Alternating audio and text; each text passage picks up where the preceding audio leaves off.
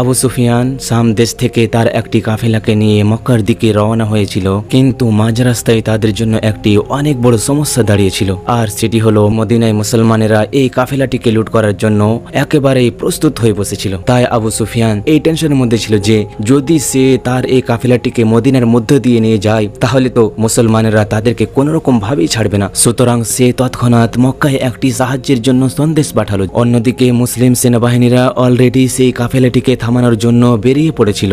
তখন মক্কায় আবু জাহেল ওই ব্যক্তিটিকে, যে ব্যক্তি আবু সুফিয়ানের কথায় সেখানে সাহায্য চাওয়ার জন্য এসেছিল, তাকে জিজ্ঞাসা করলো যে ওখানে মুসলমানেরা কতজন অপেক্ষা করছে।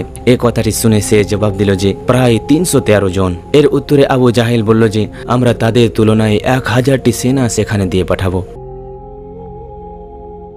আসসালামু আলাইকুম রাহমাতুল্লাহ।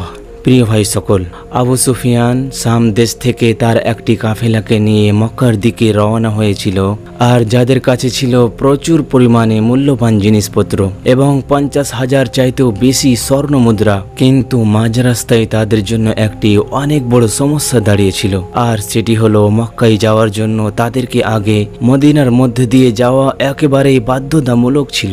আর মদিনায় মুসলমানেরা এই কাফেলাটিকে লুট করার জন্য একেবারেই প্রস্তুত হয়ে বসেছিল। তখন সে সময় আবু সুফিয়ান চিন্তা করলো যে কেননা আমরা 1 মিনিট মুসলমানেরা কাফেলা লুট করত, মুসলমানেরা আবার কখন থেকে লুটপাট করতে শুরু করে দিল, আবার সেটাও রমজান মাসের মধ্যে। আসলে বন্ধুরা, বদরের যুদ্ধ ঠিক 1 বছর পূর্বে যখন মুসলমানেরা মক্কা থেকে হিজরত করে মদিনায় গিয়েছিল, তখন তারা নিজেদের জামা কাপড় ছাড়া আর অন্য কিছুও নিজের সঙ্গে নিয়ে গিয়েছিল না। আর এর উপর মক্কার কাফেররা তাদের আরো রাগান্বিত করার জন্য সেসব হিজরত করা লোকজনদের সমস্ত কিছু, বাড়ি ঘর জমি ফসল সব কিছুকে বিক্রি করে দিয়েছিল। আর আবু সুফিয়ানের এই কাফেলাটি সেই সব কাফেলাদের মধ্যে একটি ছিল, যাদের কাছে মক্কার ওই সব হিজরত করা লোকজনদের থেকে কেড়ে নেওয়া জিনিসপত্রগুলি উপস্থিত ছিল। সুতরাং আমরা এখান থেকে বুঝতে পারলাম যে মুসলমানেরা আবু সুফিয়ানের এই কাফেলাটিকে লুট করতে চাইছিল না, বরং এরা তো তাদের সঙ্গে হয়ে যাওয়া ওই সব দুর্নীতিগুলির শুধুমাত্র প্রতিশোধ নিতে চাইছিল। তাই আবু সুফিয়ান, যে এই কাফেলাটির হেড ছিল, সে এই টেনশনের মধ্যে ছিল যে যদি সে তার এই কাফেলাটিকে মদিনার মধ্য দিয়ে নিয়ে যায় তাহলে তো মুসলমানেরা তাদেরকে কোন রকম ভাবেই ছাড়বে না। সুতরাং সে তাদের রাস্তাটিকে পরিবর্তন করে দিল এবং একই সঙ্গে সে তৎক্ষণাৎ মক্কায় একটি সাহায্যের জন্য সন্দেশ পাঠালো যে যত শীঘ্রই হোক না কেন তারা যেন এই কাফেলাটির সাহায্যের জন্য পূর্ণ গতিতে এগিয়ে আসে। আর যখন ওই ব্যক্তিটি মক্কায় পৌঁছালো, তখন সে কাবা শরীফের পাশে গিয়ে তার নিজের উটের কান এবং নাক কেটে দিল আর নিজের শরীরের কাপড়টিকে ফেড়ে দিয়ে জোরে জোরে করে তাদের সাহায্যের জন্য চিৎকার করতে আরম্ভ করলো। প্রিয় বন্ধুরা, এই পদ্ধতিটি তাদের ওই সময়ের কোনো একটি ইমার্জেন্সি সিচুয়েশন দেখানোর জন্য একটি রীতিনীতি ছিল। অন্যদিকে মুসলিম সেনাবাহিনীরা অলরেডি সেই কাফেলাটিকে থামানোর জন্য বেরিয়ে পড়েছিল। তখন মক্কায় আবু জাহেল ওই ব্যক্তিটিকে, যে ব্যক্তি আবু সুফিয়ানের কথায় সেখানে সাহায্য চাওয়ার জন্য এসেছিল, তাকে জিজ্ঞাসা করলো যে ওখানে মুসলমানেরা কতজন অপেক্ষা করছে। এ কথাটি শুনে সে জবাব দিল যে প্রায় 313 জন। এর উত্তরে আবু জাহেল বলল যে আমরা তাদের তুলনায় 1000টি সেনা সেখানে দিয়ে পাঠাবো। এরপর সে তাকে আবার জিজ্ঞাসা করলো যে মুসলমানদের কাছে কতটি ঘোড়া রয়েছে। এর উত্তরে সে জবাব দিল যে প্রায় 2 থেকে 3টা হবে। তখন আবু জাহেল বলল যে আমরা এখান থেকে 100টি ঘোড়া দিয়ে পাঠাবো। এরপর সে তাকে আবার এটা জিজ্ঞাসা করলো যে মুসলমানদের কাছে কতটি উট রয়েছে। এর জবাবে সে তাকে বলল যে তাদের কাছে প্রায় 60 থেকে 70টি উট হবে। আবু জাহেল এ কথাটি শুনে উত্তর দিল যে আমরা এখান থেকে 170টি উট দিয়ে পাঠাবো। অপরদিকে আবু সুফিয়ান তার কাফেলাগুলিকে নিয়ে মেন রাস্তাটিকে বাদ দিয়ে অন্য কোনো কাঁচা রাস্তা দিয়ে এগোতে শুরু করলো এবং অবশেষে মুসলমানদের সেনাবাহিনীদের থেকে তারা বেঁচে পালাতে সফল হয়ে গেল। সুতরাং এখন তো আর লড়াই যুদ্ধ করার কোনো প্রয়োজন নেই, কেননা কাফেররা মুসলমানদের থেকে বেঁচে গেল, তাই না? কিন্তু এমন সময় আবু জাহেল এটা বলে উঠল যে যদিও আমাদের কাফেলা এখান থেকে বেঁচে পালাতে সফল হয়ে গেল, তবু আমরা মুসলমানদের থেকে লড়াই করব, কেননা মুসলমানদের একটি লোকদেরকে মারার জন্য আমাদের কাছে 3 থেকে 4 জন করে সেনা উপস্থিত রয়েছে। প্রিয় নবীজি সাল্লাল্লাহু আলাইহি ওয়াসাল্লাম তার সেনাবাহিনীদেরকে বদরের প্রথম কুয়োর কাছে ক্যাম্প করার আদেশ দেয়। তখন এমন সময় একজন সাহাবী আপনার কাছে গিয়ে এটা বলে উঠল যে, ইয়া রাসূলুল্লাহ সাল্লাল্লাহু আলাইহি ওয়াসাল্লাম, আপনি কি এই জায়গাটিকে আল্লাহর আদেশে বাছাই করেছেন নাকি লোকজনদের কথা শুনে? তখন আমাদের প্রিয় নবীজি সাল্লাল্লাহু আলাইহি ওয়াসাল্লাম এটা বলে উঠলেন যে, এই জায়গাটিকে তো আমরা লোকজনদের পরামর্শ নিয়েই বাছাই করেছি। যার পর ওই সাহাবী প্রিয় নবীজি সাল্লাল্লাহু আলাইহি ওয়াসাল্লামকে এটা বললেন যে, যদি আমরা এখান থেকে ক্যাম্প না করে কিছু দূর সামনে এগিয়ে ক্যাম্প করি তাহলে ওই জায়গাতে জলের পরিমাণও বেশি রয়েছে এবং দুশমনদের থেকে এই কূপটিকে দখল করা থেকে রক্ষা করতে পারবো। তখন আমাদের প্রিয় নবীজি সাল্লাল্লাহু আলাইহি ওয়াসাল্লাম এই পরামর্শটিকে অনেক পছন্দ করলেন, আর যার ফলে তৎক্ষণাৎ সম্পূর্ণ সেনাবাহিনী মাঝরাতে ওখান থেকে কিছু দূর এগিয়ে গিয়ে ক্যাম্পিং করে। অন্যদিন যখন আবু জাহেলের সেনাবাহিনীরা মুসলমানদের সেনাবাহিনীদের সম্মুখীন হলো তখন তারা মুসলমানদের থেকে 3 গুণ বেশি পরিমাণে ছিল।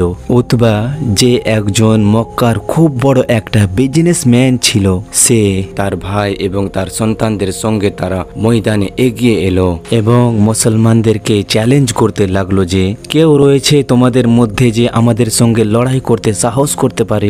তখন মদিনা থেকে 3 জন আনসার তাদের সঙ্গে যুদ্ধ করার জন্য সামনে এগিয়ে এলো। তখন উতবা অনেক অহংকারে বলে উঠল যে, এরা আবার কারা? আমি আমার ভাইদের নিজের হাতে গলা কাটবো, কেননা তারা আমাদের বাপ দাদাদের ধর্মটিকে নিয়ে কটাঙ্ক করেছে। হযরতে ওবাইদা, হযরতে হামজা এবং 24 বছর বয়স্ক হযরতে আলী রাদিয়াল্লাহু আনহু, এই 3টি বড় বড় সাহাবাগুলি সে সময় সামনে ময়দানে নেমে আসে এবং যুদ্ধ শুরু হয়ে যায়।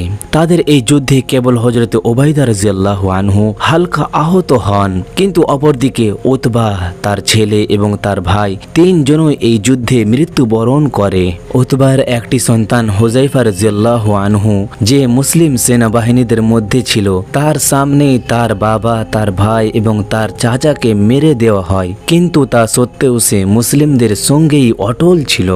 আর মুসলমানেরা তো এটা আগে থেকেই জানতো যে দুশমনদের তুলনায় আমাদের সেনাবাহিনী অনেক অনেক কম সংখ্যক রয়েছে, তাই তারা সেই মুহূর্তে ডিফেন্সিভ স্ট্র্যাটেজি ব্যবহার করলো যে যা কিছুই হয়ে যাক না কেন আমরা কোন রূপে এখান থেকে পালাবো না, সুতরাং তোমরাই প্রথমে এখানে এসে আক্রমণ করো। এই কথাটি শোনার সাথে সাথে আবু জাহেল তার সেনাবাহিনীদেরকে ফুল ফ্লেজ আক্রমণ করার আদেশ দিল, কেননা সে এটা মনে করছিল যে এই কম সংখ্যক মুসলমানদের সেনাবাহিনীদেরকে হারানো তো কোনো বড় ব্যাপারই নয়, জাস্ট ওখানে গিয়ে তাদেরকে হারাবো আর জয়ী হয়ে সামনে এগিয়ে যাব।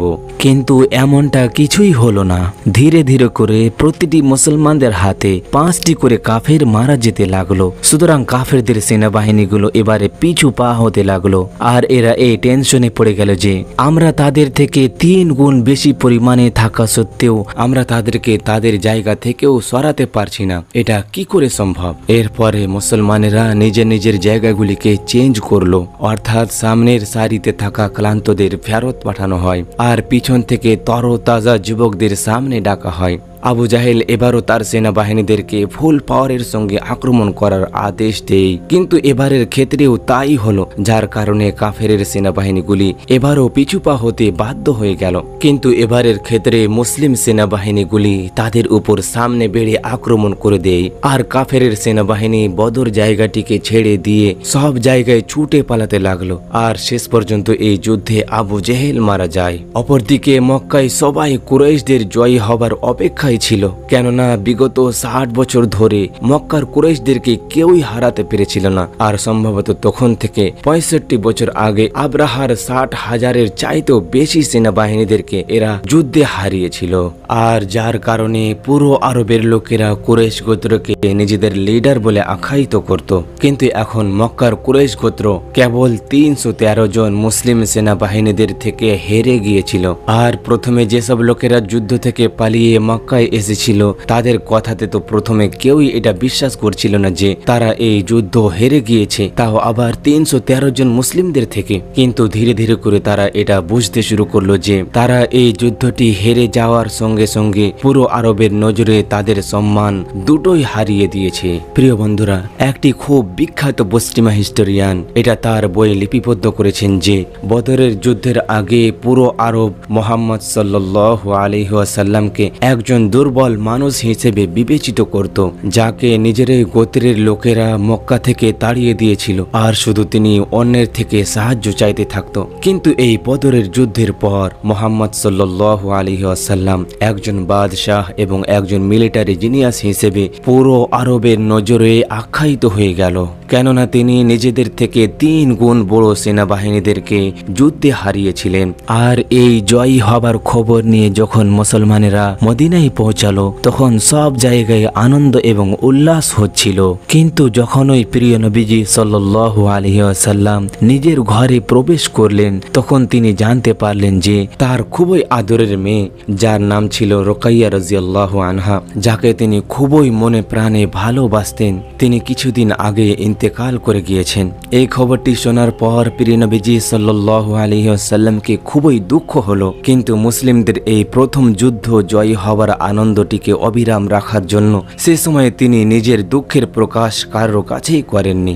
আর এই তাদের সেলিব্রেশন বেশি সময় ধরে এমনিও চলতো না, কেননা এবারে মক্কার আবু সুফিয়ান পুরো আরব থেকে 3000 পরিমাণের সেনাবাহিনী জমা করে মুসলিমদের কাছে নিজেদের প্রতিশোধ নেওয়ার প্রস্তুতি শুরু করে দিল।